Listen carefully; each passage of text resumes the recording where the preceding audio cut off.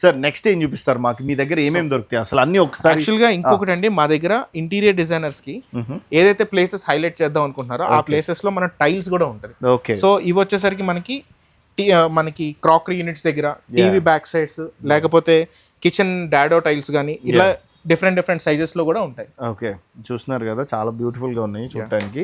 So ఇవి మీరు style గా డెకరేట్ చేసుకోవాలనుకుంటే చాలా బాగుంటాయి. ఇవి కూడా మీకు మార్కెట్ లో ఎక్కడా దొరకని ప్రైజెస్ ఇస్తాం. ఓకే. సో ఎందుకంటే మాకు ఆల్రెడీ టైల్స్ బిజినెస్ లో నాలెడ్జ్ ఉండటం వల్ల ఈ ఇంటీరియర్ డిజైనర్స్ కి ఏదైతే ఎక్కువ యూజ్ ఉంటాయో టైల్స్, ఆ టైల్స్ నేను ఇక్కడ డిస్ప్లేలో పెట్టాను. రైట్. నెక్స్ట్ ఏమున్నాయి సార్ మన దగ్గర?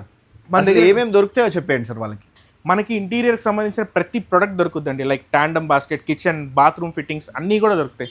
రాఫ్టర్స్, జనరల్ హార్డ్వేర్, అంటే ఇంటీరియర్కి ఇంకొకటి లేదు అనకుండా ప్రతిదీ దొరుకుతుంది. Right. At wholesale prices. Right, అర్థమైపోయింది కదా. నేనైతే మాక్సిమం షాప్ అంతా కవర్ చేశాను అనుకుంటున్నాను. ఇంకేమన్నా మిగిలిపోయినాయా సార్ మనం చెప్పాల్సినవి? యాక్చువల్గా ఇంకోటి అంటే మనకి లామినేట్స్ అండి. ఒకసారి చూపి. యాక్చువల్గా అదే మెయిన్ అనమాట.